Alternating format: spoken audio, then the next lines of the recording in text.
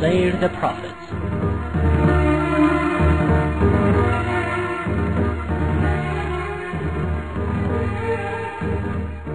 Once Uzayr the Prophet planned to leave his house and travel to a distant city.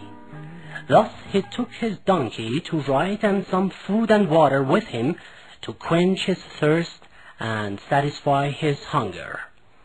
So he started his journey.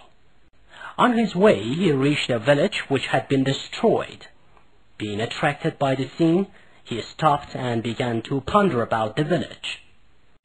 Finally, through examining what he had seen carefully, he understood how its inhabitants were killed and the city was destroyed.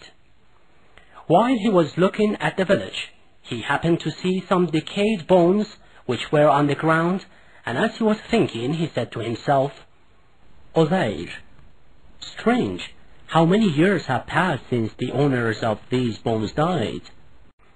How will God then be able to revive them after this much time?" Uzayr said this and went away to find some shade to sleep in.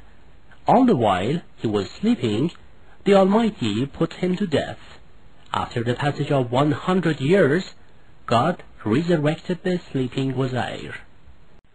As his death had occurred in the morning and his awakening in the afternoon, he said, "I think I've been sleeping a whole day, or maybe a part of the day." But God, to Uzayr's great surprise, informed him that he had slept for 100 years. Then God, in order to make him sure and prove the truthfulness of this event to him, asked him to look at the drink and food he had taken with him, which were still unchanged, and compare them with the decayed bones of his donkey as a good evidence. Suddenly, through God's will, the donkey's bones joined together and were gradually covered with flesh and slain. Finally, his donkey was alive again and started to walk. Having observed the unbelievable resurrection of a donkey happening through God's will, Uzayr referred to his own heart, kept his faith stronger in the Almighty's knowledge and power, and addressed God like this: "My God, you have always been benevolent to me and treated me kindly and never neglected guiding me.